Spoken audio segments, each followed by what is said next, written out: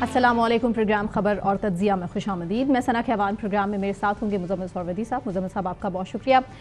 ایران کی بڑی کامیابی ہے جبکہ اسرائیل کی بڑے پیمانے پر تباہی ہوئی ہے. دونوں ممالک حملے جاری رکھے ہوئے ہیں جبکہ ایران نے حائفہ شہر پر 100 سے زائد سپر سونک بیلسٹک میزائل سے حملہ کیا ہے جبکہ اسرائیلی آئل ریفائنری کو بھی بڑا نقصان پہنچا ہے.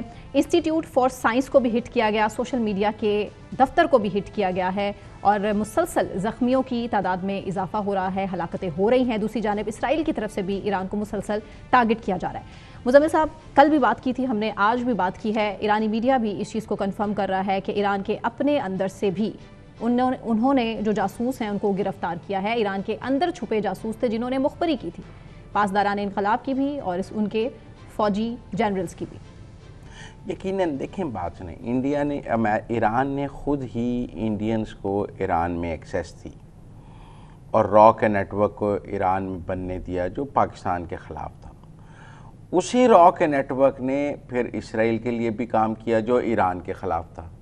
پہلی رائے تو ایران کی تھی کہ وہ شاید صرف پاکستان کے خلاف وہ نیٹ ورک کام کر رہا ہے, لیکن اصل میں وہ نیٹ ورک ایران کے خلاف بھی کام کر رہا تھا, کیونکہ بہرحال موساد اور را کی جو کولیبریشن اب سامنے آئی ہے. آپ دیکھیں نا, کل ایک F-35 جو ہے فائٹر جس نے ایران پر بمباری کی, اس نے انڈیا میں کیرالہ پر ری فیولنگ کی. ٹھیک ہے نا, اور اس میں پاکستان کے بھی ملوث ہونے کی کوئی انٹرنیشنل میڈیا میں دیکھیں موڈ ہے؟ یہ بالکل ایسے ہی ہے جیسے آپ کہیں کہ عراق پر ویپنز آف میس ڈسٹرکشن کا شور مچا دیا گیا, حالانکہ اس کے پاس نہیں تھے. یس. ایران کے اوپر کہہ دیا گیا کہ اس نے ایٹم بم بنا رہا ہے, حالانکہ پچھلے 10 سال سے یہ کہا جا رہا ہے کہ ایران ایٹم بم بنا رہا ہے, اور 10 سال میں ایران نے نہیں بنایا ہے. ان 10 سالوں میں ایران نے کوئی بنا لیا ہے پچھلے 10 سالوں میں جو آپ ان کے ایٹمی پروگرام کو جو اب آپ نے بمباری اس لیے شروع کر دیا, کوئی جواز نہیں ہے, کوئی جواز نہیں. اس کا مطلب ہے کہ ویسٹ اور پرو اسرائیل جو میڈیا ہے وہ پہلے ایک نیریٹو بناتا ہے, پھر اس نیریٹو کی بنیاد پر اپنے اہداف اچیو کرتا ہے. یہ ایک خطرناک بات ہے کہ یروشلم پوسٹ نے ایک پوسٹ لگائی ہے جس میں اس نے کہا ہے کہ پاکستان ایران کی عسکری طور پر مدد کر رہا ہے. اچھا, اب اور بھی میں نے دیکھا ہے انڈین میڈیا اور را کے اکاؤنٹس جو ہیں وہ یہ نیریٹو بنانے کی کوشش کر رہے ہیں کہ پاکستان ایران کے ساتھ مل کر اسرائیل کے خلاف, ان کا موقف ہے کہ جو میزائل ایران نے مارے ہیں وہ اصل میں ایران نے نہیں پاکستان نے مارے. ان کی ڈس انفو لیب نیو دہلی میں بہت ایکٹیو ہے پاکستان کے خلاف جو پروپیگیٹ کر رہی ہے. دیکھیں دنیا کو پتہ ہے کہ وہ پاکستان نے نہیں مارے ہیں. جیسے دنیا کو پتہ تھا کہ ویپنز آف ماس ڈسٹرکشن نہیں ہیں, جیسے دنیا کو پتہ ہے کہ ایران کے پاس ایٹم بم بنانے کی صلاحیت نہیں ہے, ویسے ہی دنیا کو پتہ ہے کہ پاکستان ایران کی صرف اخلاقی اور سفارتی مدد کر رہا ہے.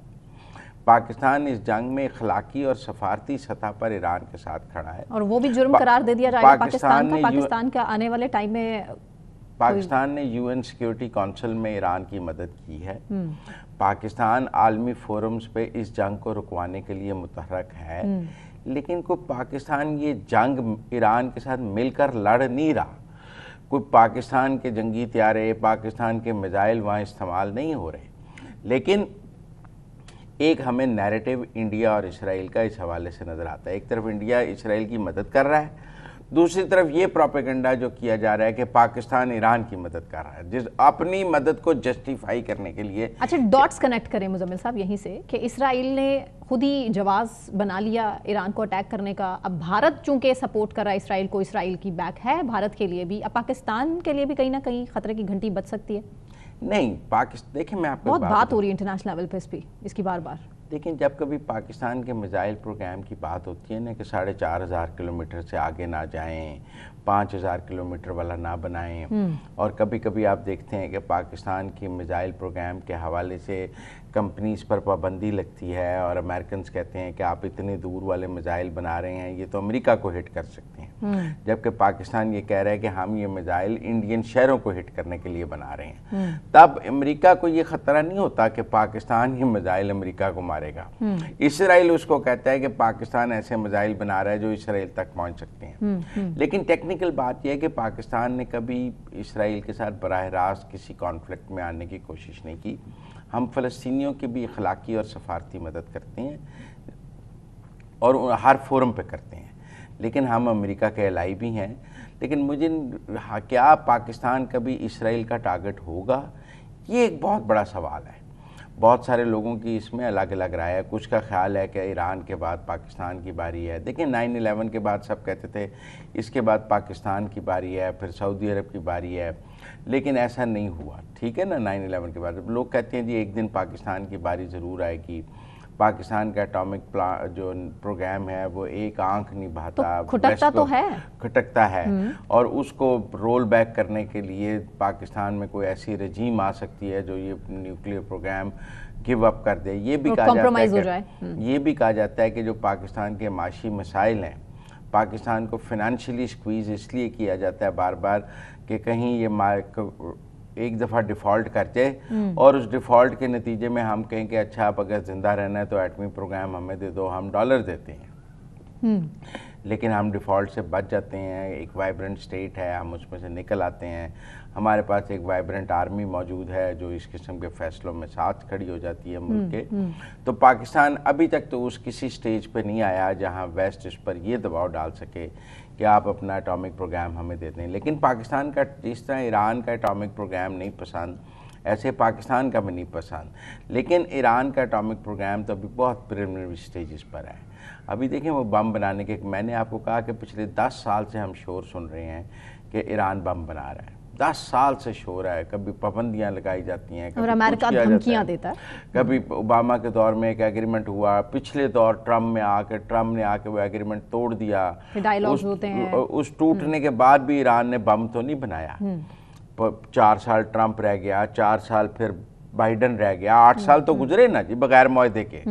8 سال سے ایران اور امریکہ کا کوئی معاہدہ نہیں تھا، ایران کسی عالمی معاہدے میں نہیں تھا۔ ایران چاہتا تو ان 8 سالوں میں بم بنا سکتا تھا، 4 سال ٹرمپ کے لگائیں، 4 سال بائیڈن کے پچھلے لگائیں، لیکن ایران نے بم نہیں بنایا۔ اس کا مطلب ہے یہاں بم بنانے کی صلاحیت نہیں ہے، یا وہ بم بنانا ان کا ٹارگٹ نہیں ہے، جیسے وہ کہتے ہیں کہ ہم نے بم کبھی نہیں بنانا، ہم یورینیم کی افزودگی جو ہے سول معاملات کے لیے۔ لیکن ایک خوددار ملک ہے اور وہ کسی صورت اپنی خود مختاری پہ کوسچن نہیں آنے دینا چاہتا، اسی وجہ سے بار بار امریکہ کی ڈیلز کو بھی انکار کرتا ہے ایران، اور یہی بات جو ہے امریکہ کو، اسرائیل کو ایکسیپٹیبل ہی نہیں ہے۔ آخر کب تک دوسرے ممالک کے ساتھ بھی آنے والے ٹائم میں یہی سلوک کیا جائے گا؟ دیکھیں ایران امریکہ سے مذاکرات بھی کرتا ہے، ایسی بات نہیں ہے۔ ایران اور امریکہ کے مذاکرات کئی دفعہ ہوئے ہیں، ڈیلز بھی ہوئی ہیں، ٹوٹی بھی ہیں، اور ابھی بھی وہ ٹرمپ کے ساتھ ان کے مذاکرات کے 5 دور ہوئے ہیں۔ ایسا نہیں ہے کہ وہ آیت اللہ خامنائی کی سٹیٹمنٹ آپ کو یاد ہوگی جس میں انہوں نے کلیئر کیا تھا کہ امریکہ اور اسپیسیفکلی ڈونلڈ ٹرمپ بندوق کی زور پہ مذاکرات کرنا چاہتے ہیں۔ تو پھر مذاکرات کے 5 دور انہوں نے کیے بھی نا جی، یہاں تو وہ کہیں نا کہ ہم ٹیبل پہ ہی نہیں بیٹھتے۔ ایران کا یہ سٹینڈ تو نہیں ہے کہ ہم امریکہ کے ساتھ ٹیبل پہ نہیں بیٹھتے۔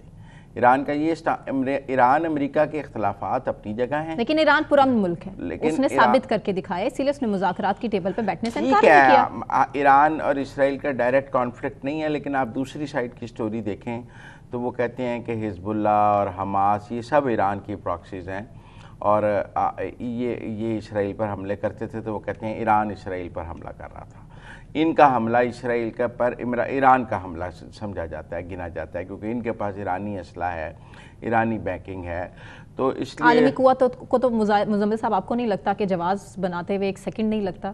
میں کہہ رہا ہوں یہ میں ایگری کرتا ہوں آپ سے اس بات سے کہ ان کا نیریٹو، ان کو وہ پہلے ایک نیریٹو بناتے ہیں، پھر اس کی بنیاد پر ایکشن کرتے ہیں، اور جب وہ نیریٹو بنا رہے ہوں تو ہمیں اس کو یہ نہیں کہہ کے رد کر سکتے کہ یہ تو جھوٹ ہے، کیونکہ وہ اپنے جھوٹ کو گوئبلز کی طرح اتنی دفعہ بولتے ہیں کہ پھر اس کے سچ ہونے کا گمان ہونے لگتا ہے۔ لیکن ان ممالک کا حال دیکھیں کیا ہو جاتا ہے، جیسے عراق دیکھ لیں، افغانستان دیکھ لیں، شام دیکھ لیں، لیبیا دیکھ لیں، اب غزہ اور فلسطین، اس کے بعد ایران۔ دیکھیں میں ایگری کرتا ہوں، دیکھیں عراق پر وہ کہتے تھے ویپنز آف میس ڈسٹرکشن ہے، آج تک نکلے نہیں۔ انہوں نے ایک نیریٹو بنایا، پھر اس نیریٹو کو اتنا کیا کہ سب کو شک ہو گیا کہ شاید صدام کے پاس ہیں، لیکن کچھ نہیں تھا، ٹھیک ہے نا۔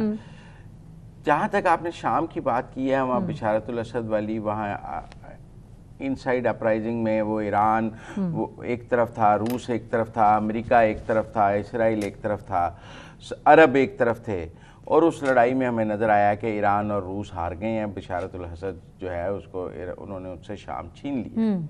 لیبیا میں قذافی کا بھی دیکھیں ایٹمی پروگرام کا ہی رولا تھا، اب اس میں پاکستان نے بھی بہت سختیاں برداشت کی ہیں، کیونکہ اگر ہم مدد کر رہے تھے مبینہ طور پہ کہ پاکستان لیبیا کی مدد کر رہا تھا اور وہ قذافی کے بیٹے نے جا کے بتا دیا کہ پاکستان مدد کر رہا ہے مبینہ طور پہ، جس پر پھر ڈاکٹر قدیر صاحب کی معافی اور وہ سب کچھ ہم نے دیکھا، تو اس صورتحال میں آپ دیکھیں کہ لیبیا پہ قذافی کا بھی تو جرم ایٹمی پروگرام ہی تھا نا، کہ وہ نہیں اس کو رکھنے دینا چاہتے تھے اور وہاں چینج آف رجیم ہوئی۔ تو اس لیے میں سمجھتا ہوں کہ وہ کسی بھی مسلمان ملک کو ایٹمی پروگرام نہیں رکھنے دینا چاہتے۔ پاکستان ایک ایکسیپشن بن گیا ہے، ہم روس کے خلاف جنگ میں امریکہ کے ساتھ تھے، لہٰذا ہم پر پابندیاں نہیں لگیں۔ اس دوران ہمارے ملک کی جو قیادت تھی اور 71 کے سانے کے بعد دنیا بھی یہ یقین کر گئی کہ اگر پاکستان نے سروائیو کرنا ہے تو ایٹمی پروگرام پاکستان کی بقا کے لیے ضروری ہے۔ میں سمجھتا ہوں اگر 71 کا ثانیہ نہ ہوا ہوتا تو دنیا پاکستان کو بھی ایٹم بم نہ بنانے دیتی، جیسے ایران کو نہیں بنانے دے رہی، جیسے لیبیا کو نہیں بنانے دے رہی، جیسے کسی کو بھی۔ لیکن 71 کے ثانیے میں جب پاکستان دو لخت ہوا تو دنیا کو یہ بات سمجھ آئی کہ اگر پاکستان نے انڈیپینڈنٹلی سروائیو کرنا ہے تو اس کے پاس نیوکلیر ڈیٹرنس ہونا بہت ضروری ہے، اور میں سمجھتا ہوں وہ بات دنیا نے تسلیم کرتے ہوئے جب پاکستان نے اپنا نیوکلیر پروگرام آگے بڑھایا تو دنیا نے آنکھیں بند کیں۔ ہمارے ساتھ کوئی لیبیا ایران والا سلوک نہیں کیا گیا۔ آپ بات سمجھیں، ہمارے پروگرام کے دوران ٹھیک ہے ہم اس وقت امریکہ کے بہترین اتحادی تھے، لیکن ہمارا ایٹمی پروگرام آگے بڑھ رہا تھا تو دنیا کو پتہ ہی تھا نا، تکلیف تو تھی اور آج بھی کھٹک رہا ہے۔ اور کب چائنا نے جو مدد کی یا امریکہ نے پابندیاں نہیں لگائیں، کسی نے حملہ نہیں کیا، کسی نے یہ کہانیاں ضرور ہیں کہ اسرائیل، انڈیا اور وہ مل کر ہماری نیوکلیر سائٹس پر حملہ کرنا چاہتے تھے، پر کسی نے کیا نہیں۔ ہماری نیوکلیر سائٹس کو کبھی نشانہ نہیں بنایا گیا، اور ہم نے جب ایٹمی پروگرام دھماکے بھی کیے تو اس کے بعد پاکستان پر پابندیاں ضرور لگیں، لیکن کوئی ایسا دنیا نے پاکستان کا بائیکاٹ نہیں کیا جس کا ہم کہیں کہ جی پاکستان اس کے نتیجے میں کولیپس کر گیا بم ہوتے ہوئے بھی۔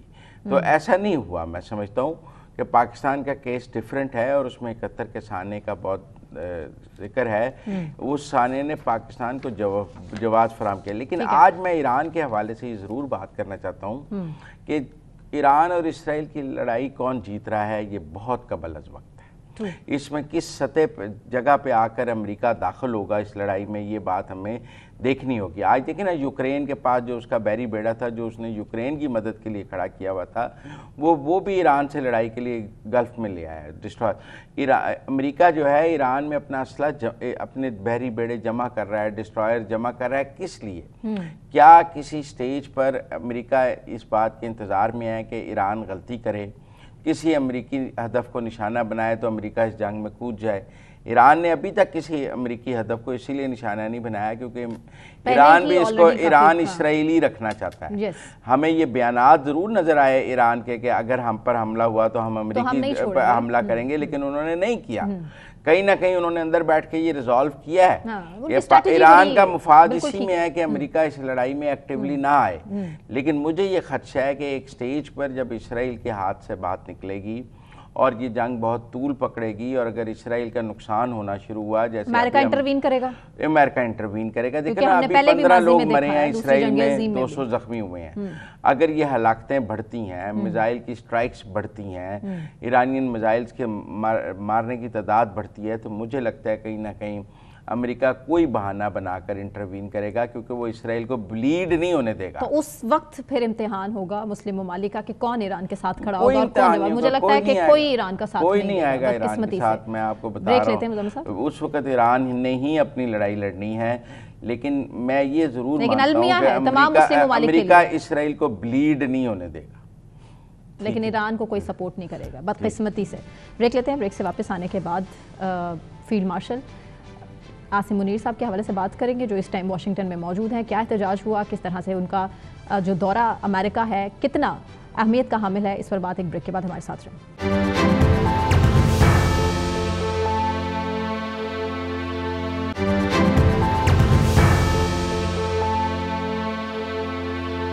Welcome back. بات فیلڈ مارشل عاصم منیر صاحب جو کہ امریکہ میں موجود ہیں، اور ان کے امریکہ میں موجود ہونے سے پاکستان کی اہمیت بڑھ چکی ہے جو کہ بھارت کو کسی صورت قبول نہیں ہے۔ بھارت کا پروپیگنڈا تو ایک طرف، لیکن پاکستان اس حوالے سے کتنا مضبوط ہوا ہے؟ مزمل صاحب میں آپ ہی سے پوچھ لیتی ہوں، فیلڈ مارشل کا واشنگٹن دورہ کتنا اہمیت کا حامل ہے؟ دیکھیں، اس دورے کی تفصیلات میں پہلا سرپرائز تو یہ ہے کہ وہ پریڈ میں نہیں تھے، پھر اس کے بعد ایک اور سرپرائز میں بھی دے دوں کہ جو اخبار نے چھاپا ہے کیا کہ انویٹیشن تو تھا ہی نہیں ان کا پریڈ میں جانا طے ہی نہیں تھا.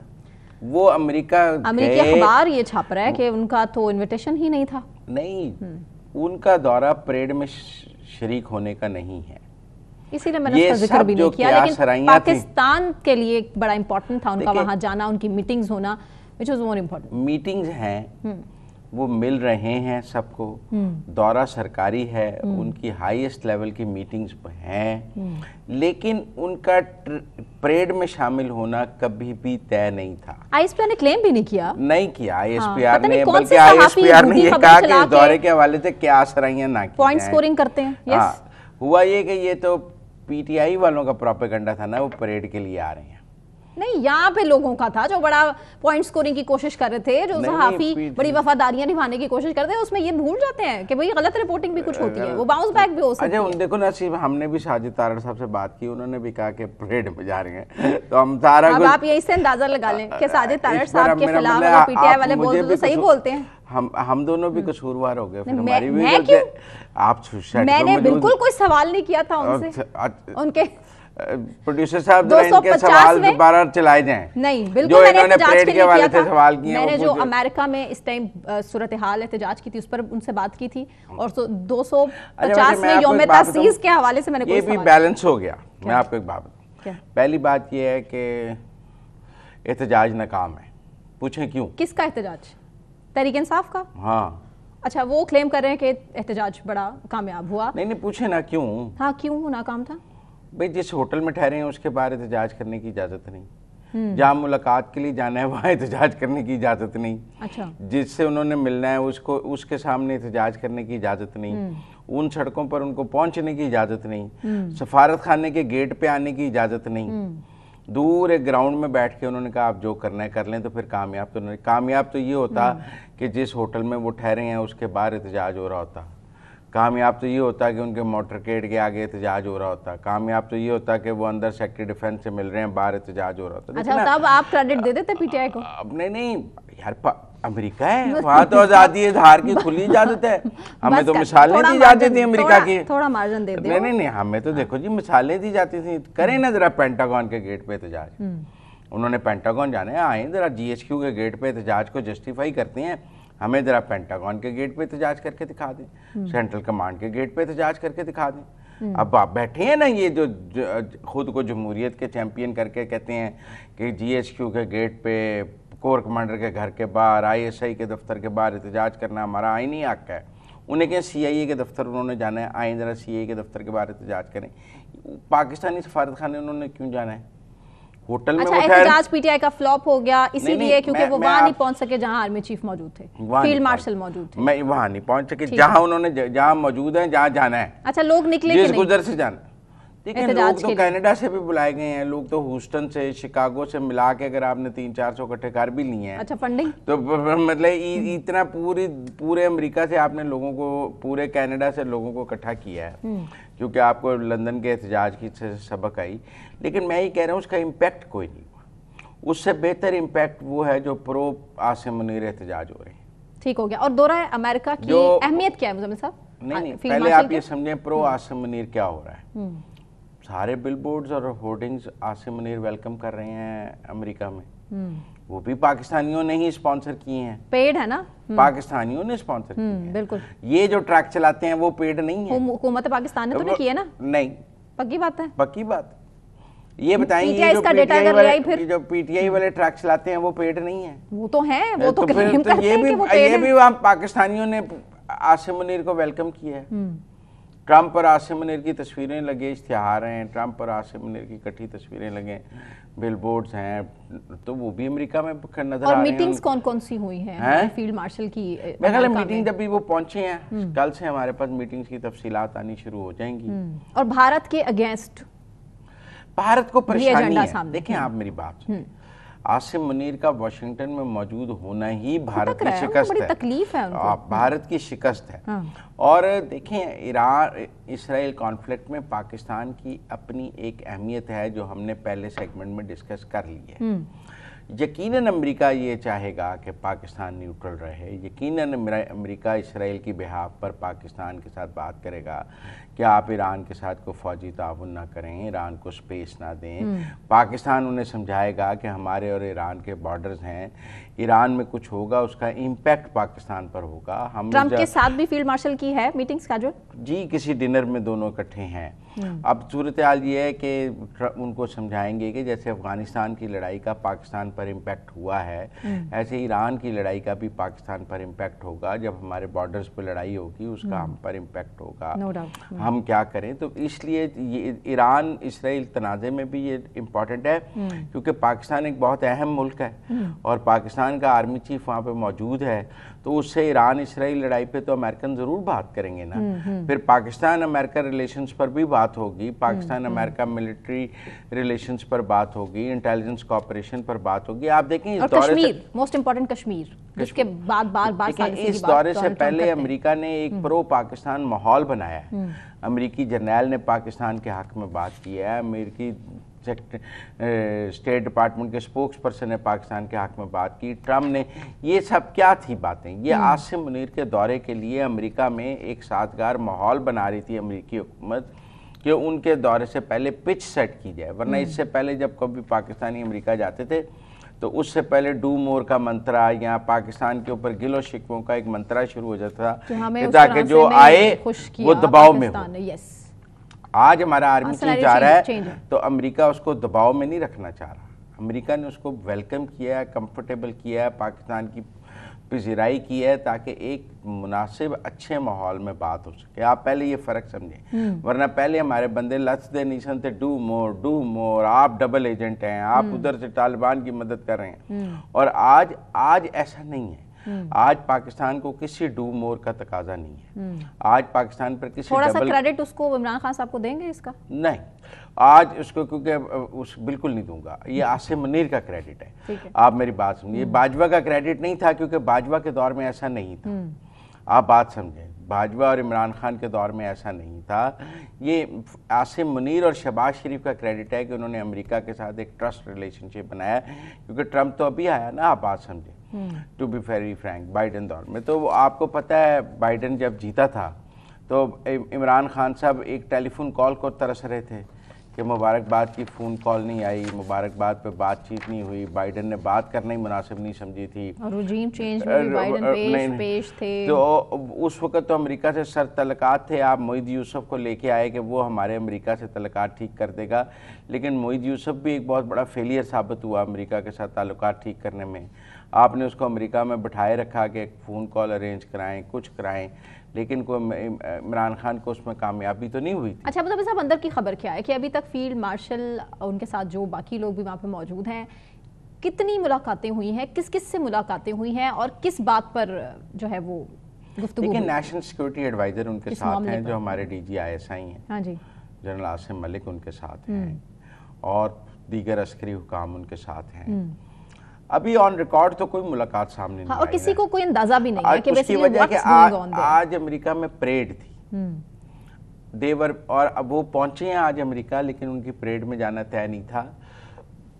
آج ان کی ابھی امریکن فوجی قیادت بھی پریڈ میں بزی تھی، ٹرمپ کی سالگرہ تھی، پریڈ تھی، نو کنگ پروٹیسٹ تھے، 1500 شہروں میں امریکہ میں مظاہرے تھے، تو آج تو امریکن اسٹیبلشمنٹ اپنی طور پہ بزی تھی میرے خیال میں۔ اور پھر سنڈے ہے، آپ بات سمجھیں، امریکہ میں Sunday off, Saturday Sunday off کا بہت کلچر ہے۔ سنڈے کو پہنچنے کا مطلب یہی ہوتا ہے کہ آپ نے منڈے سے کام شروع کرنا ہے، آپ پہنچیں گے، آپ بھی 21-22 گھنٹے کی فلائٹ لے کے پہنچے ہوں گے، تو ٹیکنیکل یہ ہے کہ آپ سنڈے لے آف کریں گے، اپنی تیاری کریں گے، آپ کی ٹیم پوری پہنچ جائے گی اور منڈے سے ملاقاتیں شروع ہوں گی۔ سیکیورٹی ہائی الرٹ ہے امریکہ کی ڈیفرنٹ سٹیٹس میں، کیونکہ وہاں پہ احتجاج چل رہا ہے، پریڈ کی وجہ سے بھی ہائی الرٹ ہے، میئرز بھی جو ہیں وہاں پہ بالکل ایکٹیو ہیں، اور اس پریڈ کی وجہ سے بہت ہائی الرٹ تھی واشنگٹن ڈی سی کی۔ لیکن میری یہ اطلاع ضرور ہے کہ ان کی پاکستانی کمیونٹی کے ساتھ بھی انٹریکشن ہے، پاکستان وہ آخری 19 تاریخ کو یا کسی دن، لیکن ٹیکنیکلی وہ 19 تک امریکہ میں ہیں، 19 کو ابھی کل آج 15 ہے، 16 سے ٹیکنیکلی یہ دورہ شروع ہوگا، 16 17 18 وہ یہ دورہ 3 دن ان کی ملاقاتیں ہوں گی، اور 19 کو ان کی واپسی ہے۔ तो 16, 17, 18 को मतलब एक वीक से ज्यादा का दौरा है नहीं 3 दिन का दौरा हुआ ना, 15 को वो पहुंचे हैं। नहीं अभी पहुंचे तो वो आज संडे को ही है ना। अच्छा। अभी तो वो दुबई थे शहबाज शरीफ के साथ, परसों तो दुबई थे शहबाज शरीफ के साथ, शेख मोहम्मद को मिल रहे थे, उनकी और शहबाज शरीफ की इकट्ठी तस्वीरें आई हैं दुबई के हुक्मरान के साथ। तो परसों तो वो दुबई थे, पाकिस्तान वापस आए हैं, फिर आकर वो अमेरिका गए हैं। तो अभी तो वो अमेरिका पहुंचे हैं आज, ठीक है ना। और अमेरिका पहुंचने के बाद अब उनकी कल मंडे मॉर्निंग से मुलाकातें शुरू होंगी। और ये बहुत अहम दौरा है। मैं आपको एक बात बताऊं, स्ट्रेटेजिकली पाकिस्तान के लिए बहुत अहम है, क्योंकि इस वक्त इंडिया और अमेरिका में दूरियां हैं। ये बेहतरीन वक्त है अमेरिका के साथ ताउन बढ़ाने का, ये बेहतरीन वक्त है पाकिस्तानी फ़ौज का अमेरिका के साथ गैप को कवर करने का, और ये बेहतरीन वक्त है। आप देखें ना, अगले हफ्ते पाकिस्तान का मंडे के बाद एक ट्रेड एक डेलीगेशन भी जा रहा है जो अमेरिका के साथ ट्रेड डील भी करना चाहता है। एक तरफ आसिम मुनीर साहब वहाँ होंगे, दूसरी तरफ हमारा एक डेलीगेशन होगा जो ट्रेड डील करना चाहता है। अगर हम अमेरिका के साथ एक बेहतरीन ट्रेड डील कर लेते हैं, एक बेहतरीन मिलिट्री डील कर लेते हैं, कुछ असला ले लेते हैं, कुछ और ताउन बढ़ा लेते हैं, कुछ और चीज़ों में हम उनसे ले लेते हैं, तो ये पाकिस्तान की कामयाबी है, कोई ज़ाती कामयाबी तो। और अमेरिका की डिमांड्स, अमेरिका इस वक्त पाकिस्तान के साथ ताल्लुकात बेहतर इसलिए भी चाहेगा कि उसको नज़र आया है कि वो जो इंडिया को थानेदार बना रहा था वो नहीं चल सकता। और मिनरल बिल फिलहाल, मिनरल्स तो बिल्कुल, मैं आपको बताऊं, पिछले दिनों मेरी एक अमेरिकन डिप्लोमेट से लाहौर में मुलाकात हुई, जहाँ अमेरिकन नाज़मुल उमूर भी थे और बाकी सारे डिप्लोमेट। तो मिनरल्स पर जब बात हुई तो एक अमेरिकन डिप्लोमेट ने कहा कि Pakistan is Saudi Arabia of copper.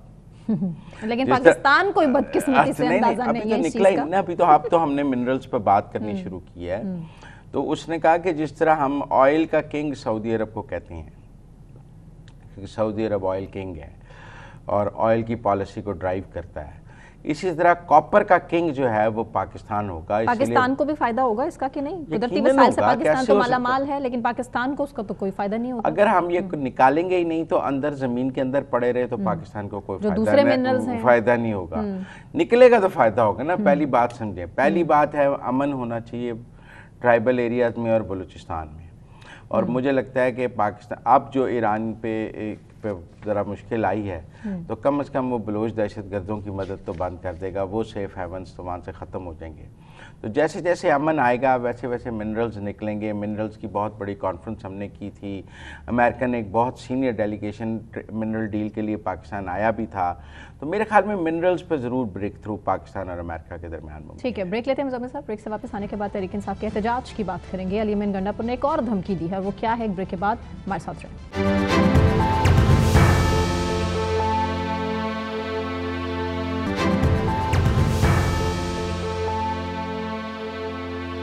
Welcome back नाज़रीन। अली अमीन गंडापुर एक बार फिर से लाइमलाइट में है। भड़कें मारी हैं उन्होंने एहतजाज के हवाले से, या फिर वो अब की बार सीरियस हैं, इस पर भी बात करेंगे। और अली अमीन गंडापुर ने कहा क्या है जलसे में खड़े होकर, या जलसे में सिर्फ वो मुजाहिरीन को मुश्तइल करना चाह रहे थे, या असल में जो गंडापुर साहब चाह रहे हैं वो करना भी चाह रहे हैं कि नहीं? मुज़म्मिल साहब, मैं आप ही से पूछ लेती हूँ कि गोली मारोगे तो गोली मारेंगे, असले के साथ इस बार अडियाला जाएंगे, और कब्र में उतारोगे तो कब्र में उतारेंगे, ये कोई मामूली बात नहीं है। नहीं, आप एक बात समझें, इमरान खान ने 10 जून को ट्वीट किया क्या कि मेरी इजाज़त के बगैर केपी में बजट पेश नहीं करना। ठीक, उन्होंने बजट पेश करने से मना किया। आप बात समझें। अब गंडापुर साहब ने बजट तो पेश कर दिया है, तो इमरान खान के हुक्म की वाज़ेह खिलाफ वर्जी तो हो गई है। अच्छा, खुश करने की आप बात समझें। टेक्निकल बात यह है कि खान साहब ने ये नहीं कहा अपने ट्वीट में कि मेरी मशावरत के बगैर मंजूर नहीं करना। उनका हुक्म था गंडापुर को या केपी की हुकूमत को कि मेरी मशावरत और बगैर बजट नहीं पेश होना चाहिए, क्योंकि उन्होंने कहा था मैं गाइडलाइंस दूंगा, उसके मुताबिक बजट बनाना है और वो पेश करना है। ठीक है। नहीं, अब सूरत हाल ये है कि गंडापुर ने बजट तो खुद ही पेश कर दिया है, तो ये इमरान खान की गाइडलाइंस पर तो नहीं है। हाँ, ऑब्वियसली नहीं है। तो फिर उन्होंने इमरान खान की हुक्मतुल्ली कर दी कि नहीं कर दी? की, और एक दफा थोड़ी की। अच्छा, बात तो ये कि एक दफा वो जब हुक्मतुल्ली करती हैं اس کے بعد آپ جیسے تحریک انصاف کے حامیوں کو تحریک انصاف کے کیا صحافی تو اصل رپورٹنگ نہیں کر سکتا, اصل بات نہیں کر سکتا, حقائق پر سے پردہ نہیں اٹھا سکتا, فوری جوڑ دیا جاتا ہے تحریک انصاف کے ساتھ. نہیں ابھی بات تو گنڈا پور کی ہو رہی ہے نا, گنڈا پور کا تعلق مسلم لیگ سے ہے کہ اصل حقائق صحافی کا کام وہ باعث نہیں ہونا چاہیے. اصل حقائق یہ نہیں ہے کہ عمران خان کا حکم جو ہے وہ نہیں مانا گیا, تو لیڈر نہیں ہے وہ پارٹی کے, نہیں مانا نہیں گیا. پابند سلاسل کیوں ہے یار؟ عمران خان کی حکمت علی ہوئی کہ نہیں ہوئی؟ بڑی دفعہ ہو رہی ہے اور مسلسل ہو رہی ہے. یہ اس پوائنٹ پہ ہوئی کہ نہیں ہوئی؟ اچھا, اب صورتحال یہ ہے کہ جب یہ ہوئی اور گنڈا پور کو یہ نظر آیا کہ وہ مشکل میں آ جائیں گے کہ بجٹ تو انہوں نے پیش کر دیا ہے, تو انہوں نے پشاور کے جلسے میں یہ تقریر کر دی کہ ایک گولی مارو گے 2 گولی ماریں گے, بڑوں کی آشیرواد سے 2 قبروں میں ڈال دیں گے, اور آپ وہ ڈسکس کر رہی ہیں کیونکہ آپ گنڈا پور کے ٹریپ میں آ چکی ہیں. آپ گنڈا پور بھی یہی چاہتا ہے کہ آپ یہ اس کا شارٹ سنا دیں. یہ گنڈا پور کی خواہش ہے کہ اس کا یہ. تو پھر مجھے یہ بتائیں کہ جو بڑے بڑے صحافی نہیں آپ بھی گنڈا پور کے ٹریپ میں ہیں. میرا تو خیر کسی سے کنیکشن نہیں ہے, ناظرین کو سب پتا ہے کس کا کس سے کنیکشن ہے. وہ اگر گنڈا پور کو ڈسکس کریں گے تو دیٹ مینس کہ آشیرواد پھر اوپر سے ہے. نہیں پالیٹیشین جو ہے نا, نہیں آپ اس پوائنٹ کو کلیئر کریں نا. شروع تو آپ نے کیا نا, میں نے نہیں شروع کیا سیگمنٹ. پالیٹیشین جو ہے نا اس کا کام ہے کہ وہ اپنے نیریٹو کو ڈکٹیٹ کرے میڈیا میں. اچھا, عمران خان کی کامیابی ہم کیا سمجھتے ہیں کہ وہ اپنے نیریٹو کو میڈیا میں ڈکٹیٹ کرتے ہیں اور ہم مجبور ہوتے ہیں ان کو ڈسکس کرنے میں. کیوں مجبور ہوتے ہیں؟ کس نے یہ مجبوری آپ کی؟ میڈیا ٹینشن نیریٹو ایسا بناتے ہیں. یہی میڈیا ایک وقت پہ پابند بھی تھا کہ بالکل پی ٹی آئی کو ڈسکس نہیں کرنا. کے نام بات کرتا تھا ناانصافی نہیں بات کرتا تھا. آپ میری بات اب صورتحال یہ ہے کہ گنڈا پور یہ چاہتی ہیں کہ ان کا یہ شارٹ سنوایا جائے. آپ صورتحال یہ ہے کہ پی ٹی آئی کے بغیر کوئی پروگرام چل نہیں سکتا. آپ سنائیں گنڈا پور کا یہ شارٹ. گولی مارو گے, گولی ماریں گے, ہمیں قبر میں اتارو گے, ہم تمہیں قبر میں اتاریں گے. کون جنتی ہے اور کون جھلمی ہے اس کا فیصلہ اللہ تعالیٰ کرے گا. عوام کو مشتعل کرتے ہیں, احتجاج کے لیے نکالتے ہیں اور مظاہرین کو کھلے میدان میں چھوڑ کے خود موقع سے فرار ہو جاتے ہیں. جلسے اناؤنس کرتے ہیں, جلسوں میں پہنچ نہیں پاتے ہیں. حقیقت تو یہی ہے نا. تو چوائس کس کی ہے؟ اسٹیبلشمنٹ کی, عمران خان کی. انہیں وزیر اعلیٰ کس نے بنایا؟ عمران خان نے. ایسی لیڈرشپ کون سامنے لاتا ہے؟ عمران خان. اور اسٹیبلشمنٹ کیا کرتی ہے؟ دیکھیں, اسٹیبلشمنٹ کا تو کام ہے چیزوں سے فائدہ اٹھانا. عمران خان نے اپنی طرف چاہے کوئی بھی سیاسی جماعت ہو, کوئی بھی سیاسی جماعت ہو, نون کے لوگوں سے فائدہ اٹھانا, ایم کیو ایم کے لوگوں سے فائدہ اٹھانا, پیپل پارٹی کے لوگوں سے فائدہ اٹھانا, یہ سیاسی جماعت کا کام ہے کہ وہ ایسی لیڈرشپ سامنے لائے جو اسٹیبلشمنٹ کے ہاتھ میں نہ کھیلے بلکہ سیاسی جماعت کے ساتھ رہے. اگر پی ٹی آئی کا وزیر اعلیٰ اسٹیبلشمنٹ کے ہاتھوں میں کھیل رہا ہے تو یہ عمران خان کی ناکامی ہے. وہ ایسا وزیر اعلیٰ کیوں لے کے آیا جو اسٹیبلشمنٹ کا سویٹ بوائے ہے؟ چلے جی, بیرسٹر گوہر بھی کمپرومائزڈ ہیں, علی امین گنڈا پور بھی کمپرومائزڈ ہیں. بشرا بی بی کے حوالے سے ویسے ہی صحافی کہتے تھے کہ جناب وہ وعدہ ماف گواہ بننے والی ہیں. اب علیمہ خان کے بارے میں بھی تھا, ان کی بہنوں کے بارے میں بھی تھا. مطلب کچھ نہیں ملتا نا پی ٹی آئی کے خلاف, عمران خان کے خلاف. تو بس یہ چیزیں لا کے تو عوام کو نیگیٹو کرنے کی کوشش کی جاتی ہے. تو عوام تو کلیئر ہے اس نے کیا کرنا. آپ کیا چاہتی ہیں میں گنڈا پور کی واہ واہ کروں؟ بڑی کمال بات کی ہے اس نے. نہیں, آپ تو کہیں گے بھی. نہیں میں آپ ابھی کہیں گے کہ گنڈا پور نے جو کہا ہے وہ بڑا اچھا کہا ہے. جو اس سے پہلے گنڈا پور کرتا رہا ہے وہ بہت اچھا کرتا رہا ہے, کیونکہ آپ کو پتا ہے وہ کس پارٹی کو پریزنٹ کرتے ہیں. نہیں آپ تھوڑی اصل بات کریں گے, آپ لائک تھوڑی سامنے رکھیں گے. اچھا, عمران خان کو کہیں ٹویٹ کریں کہ 24 گھنٹے میں گنڈا پور استعفیٰ دے. بات ہو رہی تھی نا. نہیں کیا. صرف مجھے اس بات کا جواب نہیں, مجھے یہ بتائیں کہ ایک صوبے کے اندر جس میں عمران خان کی حکومت ہے, عمران خان نے کہا کہ کس کو ٹکٹ ملنی چاہیے اور وہ جیتے گا بندہ, اور جیتا, اور اس کے بعد بجٹ بھی اس لیڈر کے کہنے پہ پیش نہیں کیا جاتا. تو آپ کہتے ہیں کہ گنڈا پور چینج ہوگا اس کے, اور جو نیکسٹ آئے گا وہ آپ کو لگتا ہے تو پھر یہ عمران خان کہ کمپرومائز نہیں ہوگا. وہ اپنی پارٹی ہولڈ نہیں کر پا رہا. نہ ہوتا بجٹ, حکومت دیکھیں رائے یہ ہے کہ اگر وہ بجٹ پیش نہ کرتے, پارٹی کو ایک سائیڈ پہ رکھیں. پارٹی عوام بناتی ہے, عوام ڈسکس کرتی ہے, عمران خان بنا رہے ہیں. یہ لوگ عمران خان لایا آگے, یہ کوئی پارٹی کے الیکشن کے ذریعے آئے ہیں, یہ عمران خان کی نامزدگی سے آئے ہیں. ایگزیکٹ میرا پوائنٹ یہ ہے کہ عوام ڈیسائیڈ کرتی ہے کہ کون لیڈر بنتا ہے اور کون لیڈر کے بننے کے قابل نہیں ہوتا. تو لیڈر نااہل ہے تو ہم کیا کریں لیڈر کو. تو اب ٹیکنیکل بات یہ ہے, اگر کے پی کا بجٹ نہ پیش ہوتا تو کے پی کی حکومت فال آؤٹ ہو جاتی, کلیپس ہو جاتی. حکومت بچانے کے لیے بجٹ پیش کر دیا انہوں نے کہا عمران خان رہے جیل میں, بجٹ بھرنا ضروری ہے. ٹھیک ہے، اب نیکسٹ پروگرامس میں بھی اس کو ضرور ڈسکس کریں گے، دیکھیں گے آنے والے ٹائم میں جو علی امین گنڈا پور صاحب کہہ رہے ہیں اس پہ عمل بھی کریں گے یا نہیں، کیا وہ سیریس ہیں کہ عمران خان جیل سے باہر نکل سکیں یا نہیں، آنے والے ٹائم میں پتہ تو چل ہی جائے گا۔ مزمل صاحب آپ کا بہت شکریہ، مجھے ثنا کیوان کو اجازت دیجیے، اپنا خیال رکھیں، اللہ حافظ۔